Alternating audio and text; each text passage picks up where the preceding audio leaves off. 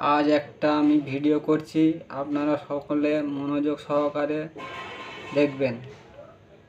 হাসিনা ভারত কবে ছাড়বে এবং কোথায় যাবে সেই সম্পর্কে। আপাতত ভারতে রয়েছেন হাসিনা, সদ্য প্রাক্তন প্রধানমন্ত্রী বাংলাদেশের। 45 মিনিটের জন্য ছাড়তে হয়েছে হাসিনার বাংলাদেশ। হিংসায় অশান্তি বাংলাদেশ। জেল ভেঙে কয়েদি পালিয়ে গেছে। কয়েদি রুখতে গিয়ে কয়েদি রক্ষাকারীরাও জখম হয়েছেন। বঙ্গবন্ধু জেলের নাম মুছে ফেলা হয়েছে। বাংলাদেশ থেকে হিংসার আগুন জ্বলছে। বাংলাদেশ টাকার পতন ঘটেছে।